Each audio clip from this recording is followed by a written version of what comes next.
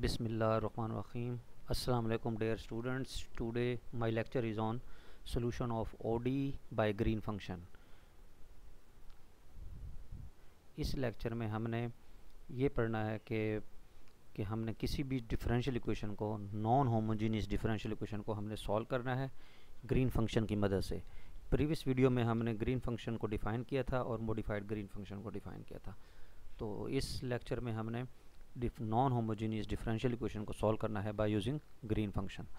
तो using green function solve the boundary value problem y double prime plus y is equal to x, y zero is equal to y pi by two is equal to zero, यानी y zero पर भी value zero है, y pi by to पर भी value zero है। Boundary value problem है, non homogeneous differential equation है। तो हम सबसे पहले इस डिफरेंशियल इक्वेशन का ग्रीन फंक्शन फाइंड करेंगे। उसके लिए हमने क्या करना है, इसको एसएल फॉर्म में लिखना है, यानी इसका सॉल्यूशन फाइंड कर लेते हैं हम।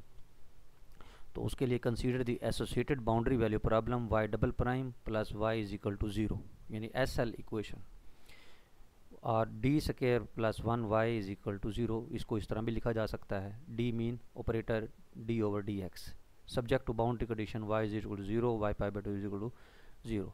We shall first find the green function of the above mention boundary value problem. The auxiliary equation of 3 is d square plus 1 is equal to 0, so that यहाँ से d स्क्वायर की value -1 आएगी और d की value plus minus से उल्टा आएगी। तो कम्प्लेक्स रूट्स की मदद से, कम्प्लेक्स रूट्स जब हों तो हमारे पास जनरल सोल्यूशन जो होता है वो इस टाइप का होता है, a cosine x plus b sine x, यानी क्योंकि प्लस माइनस एओर्टा है, एओर्टा का कोएफिशिएंट 1 है और उसमें रियल पार्ट 0 है, इसलिए e की पावर 0x और cosine 1x plus b sine x। तो ये आपका जनरल सोल्यूशन है। इसमें आपने x को 0 पुट करना है, तो यहाँ से x 0 होगा, कोसाइन 0 1 होता है, साइन 0 0, तो y 0, क्योंकि हमारे पास बाउंड्री कंडीशन y 0 0 दी हुई है, तो यहाँ से हमारे पास a 0 हो जाएगा। इसी तरह जब x को पाई बाई 2 पुट करेंगे, तो x को पाई बाई 2 पुट करेंगे, साइन पाई बाई 2 हमारे पास 0 हो जाए, साइन पाई बाई टू 1 होता है, कोसाइन पाई बाई टू 0 हो जाएगा। तो y 0 0 है, क्योंकि y पाई बाई टू भी 0 है, तो इसलिए हमारे पास b भी 0 हो जाएगा। तो a भी 0, b भी 0, तो हमारे पास ट्रिवियल सोल्यूशन आ गया। तो देयरफॉर ग्रीन फंक्शन एग्जिस्ट, क्योंकि हमारे पास यहाँ लैम्डा नहीं शामिल, इसलिए जब लैम्डा अगर हो तो हम लैम्डा इज इक्वल टू 0 के करस्पॉन्डिंग सोल्यूशन फाइंड करते हैं, लेकिन यहाँ लैम्डा इन्वॉल्व नहीं है, यानी एसएल में क्योंकि लैम्डा होता है तो यहाँ लैम्डा नहीं है, इसलिए हमने क्या किया, नॉन होमोजीनियस डिफरेंशियल इक्वेशन में होमोजीनियस पार्ट को आपने सॉल्व करना है और उसका सोल्यूशन फाइंड करना है, और अगर कंडीशंस के करस्पॉन्डिंग अगर उसका ट्रिवियल सोल्यूशन आ जाए तो हम कहेंगे ग्रीन फंक्शन एग्जिस्ट करेगा, अदरवाइज नहीं करेगा। अब हमारे पास जो जनरल सोल्यूशन निकला है y x equal to a cosine x plus b sine x, और आपके पास जो इंटरवल दिया हुआ है वो है 0 से लेकर पाई बाई 2, बाउंड्री कंडीशंस का 0 से पाई बाई 2, और 0 और पाई बाई 2 के दरमियान हम एक नंबर ले लेंगे, जैसे हम प्रीवियस वीडियो में हमने लिया था एक्साई ले लें, एक्स प्राइम ले सकते हैं, तो यहाँ उन्होंने t ले लिया। तो a cosine x plus b sine x है, तो a1 cosine x plus a2 sine x 0 से लेकर t तक, और फिर t से लेकर पाई बाई 2 तक हमने इसको सब इंटरवल में डिवाइड किया। तो यहाँ b1 कोसाइन x ले लिया, b2 साइन x ले लिया। ज़रूरी नहीं है यहाँ आप a और b एज इट इज़ भी ले सकते हैं, यहाँ a1 b1 भी ले सकते हैं, जैसे प्रीवियस वीडियो में हमने लिया था। तो ये ग्रीन फंक्शन हमारे पास है। इसमें अब हमने करना क्या है, a1 और a2 b1 और b2 की वैल्यूज़ कैलकुलेट करनी है। तो उसके लिए प्रॉपर्टीज़ होती हैं इसकी, हमने प्रीवियस लेक्चर में प्रॉपर्टीज़ डिफ़ाइन की थी, 5 प्रॉपर्टीज़ हैं। तो पहली प्रॉपर्टी है कि हमारे पास g(x) जो है वो कंटिन्यूस होता है at x is equal to t के ऊपर, यानी कंटिन्यूस होता है ओवरऑल द इंटरवल के ऊपर 0 से पाई बाई 2, लेकिन इन पर्टिकुलर t उस इंटरवल में लाई कर रहा है, तो हम इन जनरल उसको t पर कंटिन्यूटी चेक करेंगे। तो g(x) जो है वो कंटिन्यूस होगा t के ऊपर, अगर वो कंटिन्यूस होगा तो उसकी लेफ़्ट लिमिट और राइट लिमिट बराबर होगी।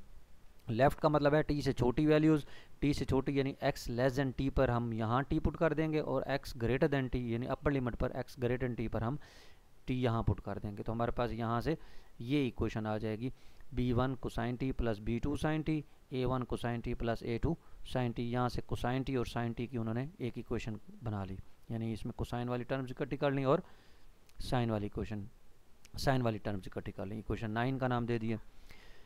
दूसरी कंडीशन हमारे पास है कि g का जो डेरिवेटिव होता है वो has discontinuity of magnitude -1/p0t। p0t का मतलब है कि क्योंकि हम xi की जगह हम यहाँ t ले रहे हैं तो हम p की वैल्यू t पर कैलकुलेट करेंगे, तो -1/pt। p होता है हमारे पास l ऑपरेटर के अंदर जो d/dx का कोफिशिएंट है, जो कि यहाँ हमारे पास 1 है। तो g प्राइम की राइट लिमिट में से जब लेफ्ट लिमिट माइनस करेंगे तो हमारे पास आंसर 1 आना चाहिए। ये कल प्रॉपर्टी में हमने डिफाइन किया था। तो g का जब इन्होंने डेरिवेटिव लिया तो g का हमारे पास डेरिवेटिव लेफ्ट लिमिट में जैसे यहाँ है तो b1 कोसाइन है तो ये हो जाएगा b1 माइनस साइन टी, यहाँ है b2 साइन टी तो ये हो जाएगा b2 कोसाइन टी। यहाँ हमारे पास है क्योंकि ये राइट लिमिट थी, ये लेफ़्ट थी, ये राइट थी, तो a1 कोसाइन है उसका माइनस साइन आ जाएगा और साइन है कोसाइन आ जाएगा, और दोनों का डिफरेंस करके हमने 1 के बराबर रख दिया।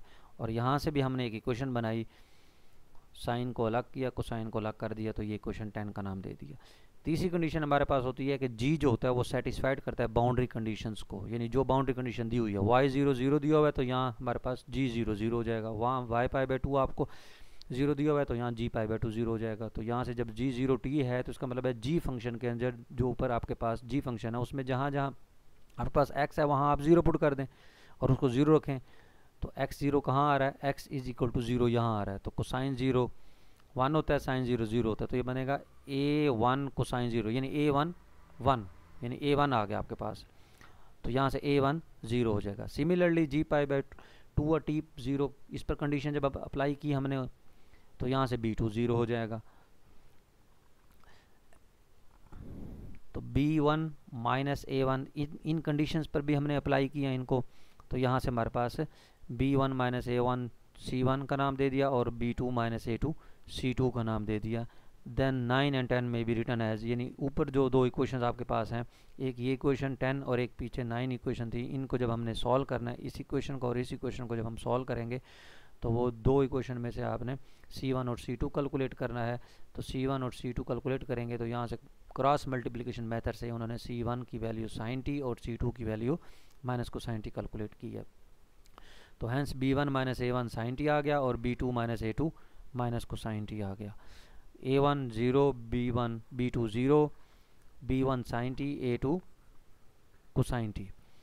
तो हैंस आपने सब कैलकुलेट कर लिया, यानी सारे जब अननोन आ जाएंगे तो आप जब उसमें पुट करेंगे g फंक्शन में तो कोसाइन t साइन x 0 से t तक और sine t cosine x t से π/2, यानी ये आपका ग्रीन फंक्शंस कैलकुलेट हो गया कंडीशंस अप्लाई करने के बाद।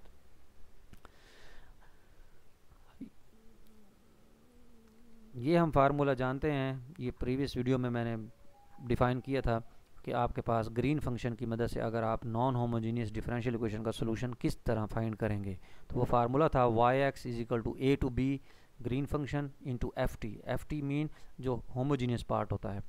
तो यहाँ हमारे पास ग्रीन फंक्शन 0 से π/2, यानी बाउंड्री वैल्यू प्रॉब्लम्स में जो आपको बाउंड्री कंडीशंस दी हुई थी 0 से π/2, तो क्योंकि यहाँ थे 0 से t और t से π/2, इसलिए इसकी पार्टीशन करेंगे हम। 0 से π/2 जो है तो 0 से t और t से π/2, या 0 से x कर दें या x से π/2 कर दें।